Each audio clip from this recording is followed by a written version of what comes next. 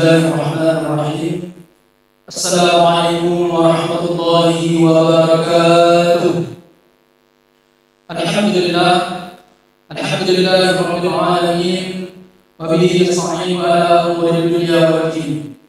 Allahumma shalli ala sayyidina Muhammad wa ala ali sayyidina Muhammad. Asyhadu an la ilaha illallah wahdahu la syarika lah wa asyhadu anna sayyidina Muhammadan abduhu wa rasuluh. Ma'asyiral muslimin, jamaah salat zuhur yang dirahmati Allah Subhanahu wa taala. Pertama, bersyukur kehadirat Allah Subhanahu wa taala serta salawat kepada baginda Nabi Muhammad sallallahu alaihi wasallam. Salawat yang berbunyi, Allahumma shalli ala sayyidina Muhammad wa ala ali sayyidina Muhammad wa barik wa sallim.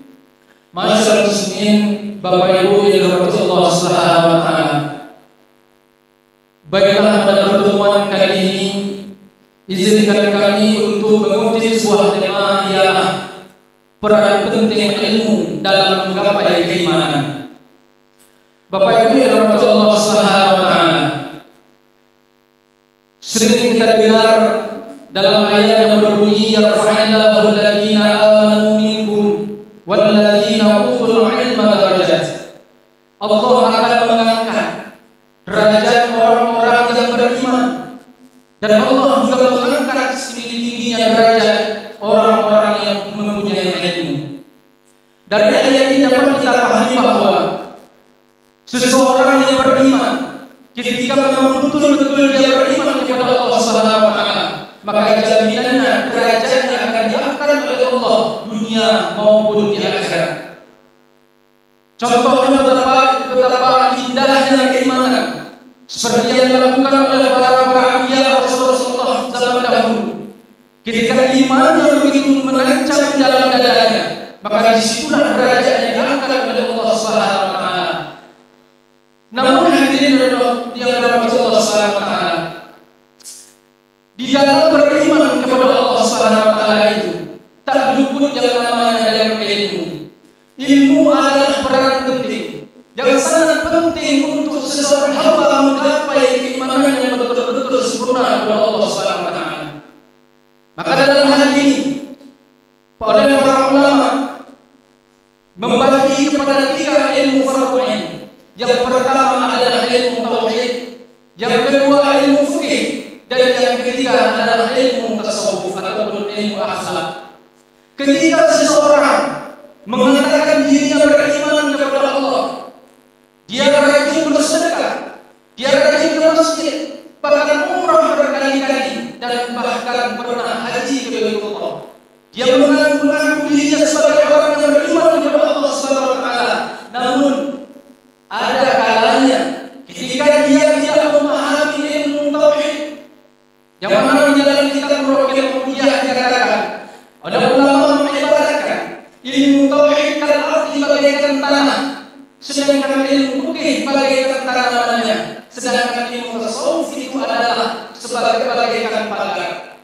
Ketika seseorang hanya mengaku dirinya beriman, percaya bahwa ada Allah, ketika dia diberi nikmat oleh Allah Subhanahu wa taala, dia merasa senang, dia mengucapkan alhamdulillah. Namun ketika seseorang tidak begitu paham dengan ilmu tauhid itu sendiri, maka tidak sadar dia akan kufur kepada Allah ketika dia tidak mendapat nikmat yang dia inginkan.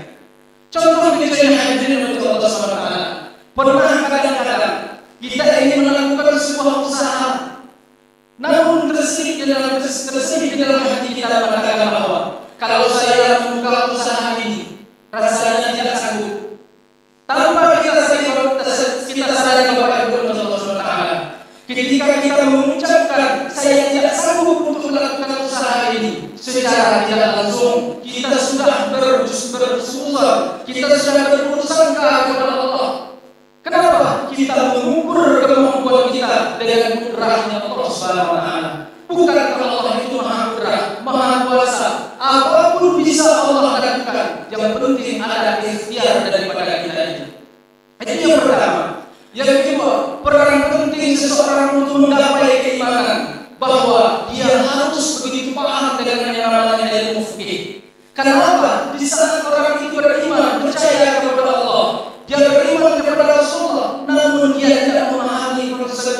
fikih. Apa itu ilmu fikih? Tentang bagaimana kita beribadah kepada Allah.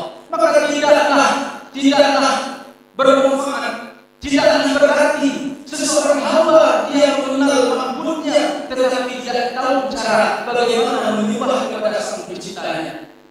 Contoh kecilnya hadirin Bapak Ibu Allah SWT. Mungkin sebagian kita sudah sering mendengar di dalam salat itu ada namanya syarat. Syarat itu tidak luput. Kenapa? Ketika kita ingin untuk menggapai sah ataupun tidak salat kita, itu harus betul-betul menunaikan syarat itu. Kita ambil salah satu contohnya saja Bapak Ibu Allah SWT. Ketika kita salat ada yang namanya syarat itu adalah sitrul aurati. Itulah menutup aurat. Ketika kita tahu bahwa auratnya laki-laki dalam salat itu ialah menutup mabaina surah wa itu menutup barang yang ada di antara pusat dan lutut. Sedangkan kaum ibu-ibu perempuan itu menutup seluruh tubuhnya kecuali muka dan telapak tangannya. Alhamdulillah kita sudah memakai baju, memakai sarung, bahkan ada yang memakai celana.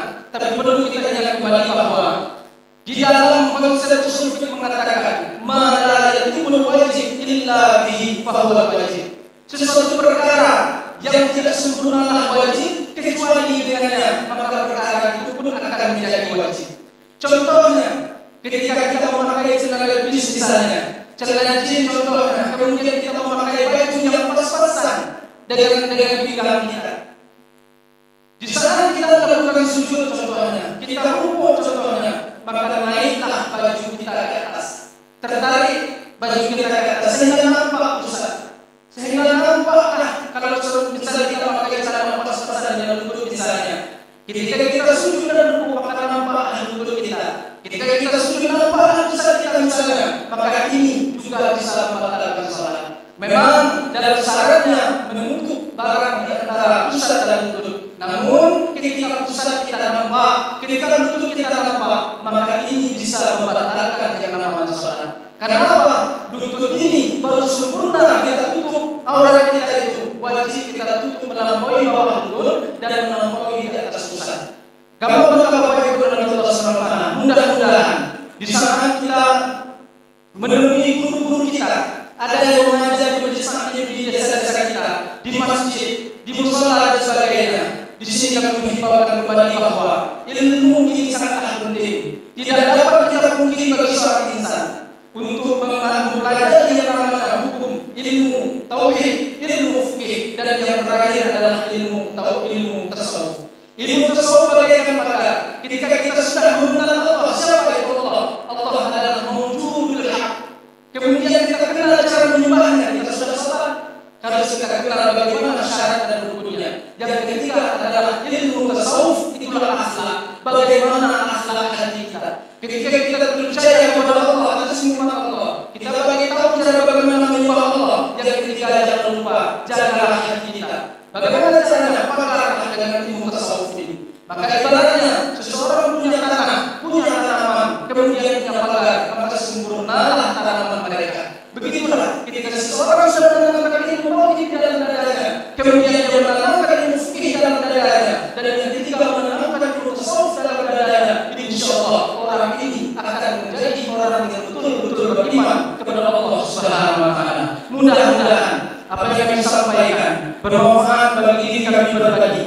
Pada akhirnya kami mengutip sebuah hadis, man lam ya'mal bi ilmihi wal jahilu sawa. Barang siapa yang tidak beramal dengan ilmunya, wal jahilu sawa, dengan orang yang bodoh, dengan orang yang jahil, dengan orang yang tidak tahu, maka sama saja. Ketika kita sudah mengetahui ilmu itu, maka mari sama-sama kita amalkan. Mudah-mudahan menjadi kebaikan bagi kita, menjadi inspirasi semangat jiwa kita untuk kembali menuntut ilmu dalam masalah saleh terdahulu. Amin ya rabbal alamin. Mohon maaf lebih dan kurang. Wassalamualaikum warahmatullahi wabarakatuh.